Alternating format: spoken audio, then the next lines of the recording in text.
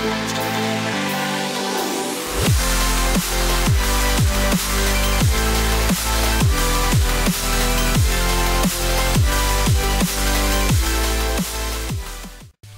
guys, how's it going? My name is Dalrin, and have you ever wished that you were better at PvP? Have you ever wished you would stop losing to Death Knights and was able to sneak up on rogues rather than have them sneak up on you?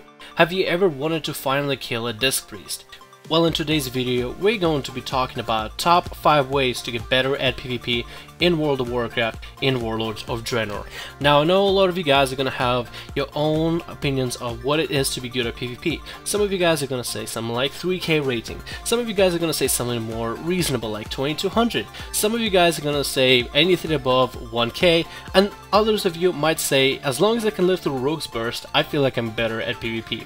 Well, in today's video we're going to be talking about the very basics of what I think are the top 5 ways of how to get good at PvP in World of Warcraft. So, let's get on to the video. Number 5. Dress for success.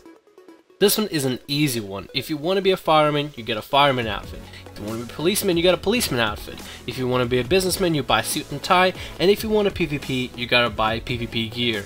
So, get into those battlegrounds, get into those arenas, earn up them honor points and conquest points, and you'll be geared up in no time. Warlords of Draenor has introduced log boxes, which you receive from skirmishes and battlegrounds, as well as Ashran, and those log boxes have a high chance to give you gold, honor points which you can use to buy gear, or gear themselves. Gearing in Warlords of Draenor is the easiest thing to do, and that gear does scale in PvP. At first the gear might seem 620 item level if we're talking about honor point gear, but once you get into PvP zone, it jumps up to 675. This PvP gear is going to guarantee that you have the best stats and you'll be PvP ready when it comes to PvP situations. So you have to get yourself geared out first.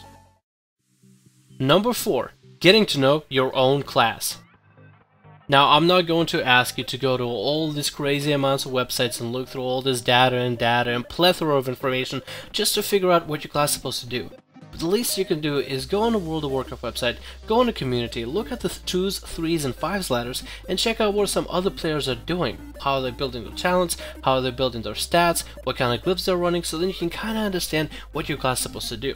Also, please be sure to look through his spellbook and actually understand what are some of the abilities and utilities that your class has, so then you know what you can and can't do within PvP scenarios. If you're able to offer your team the most amount of utility, then you're being the most productive member on the team, giving you a way higher success chance whether it comes to arenas, battlegrounds, skirmishes, Ashran, or even World PvP. Number 3. Learning other classes.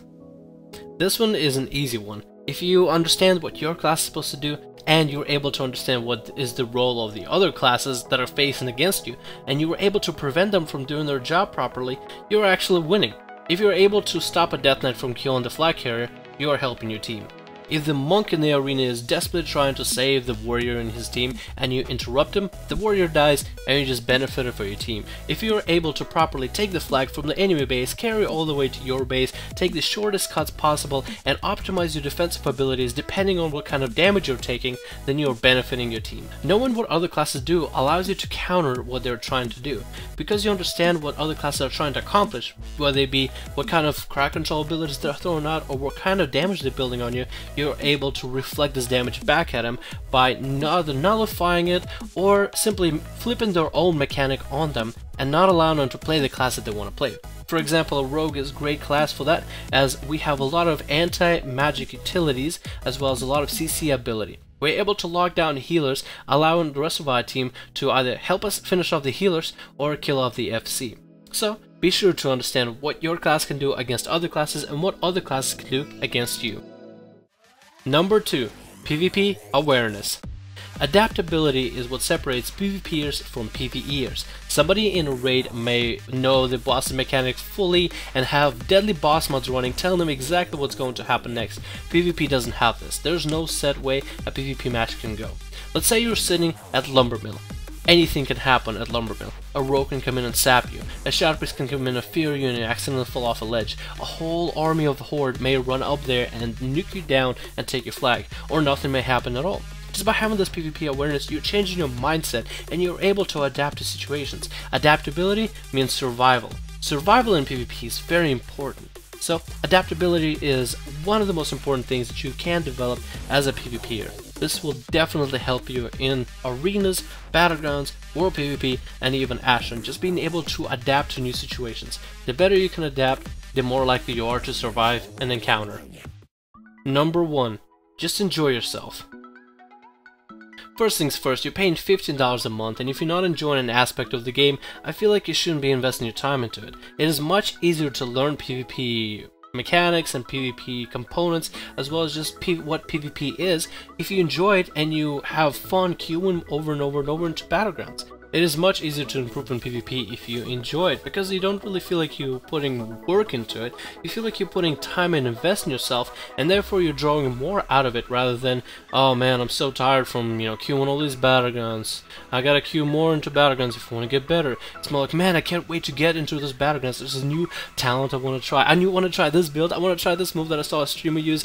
Is the excitement? Well, fuel the whole experience, and it'll make it that much better. You will draw more out of it because you're not concentrating about like, okay, I need to put this much amount of time into battlegrounds and then hopefully I get something out of it. No, time does not matter to you then. You just queue into it because you have fun, and when you're having fun, you're learning new things, and because you're learning new things, you're able to get better at it. Henceforth, while you're getting better, you're having even more fun because you're winning, and who doesn't like winning?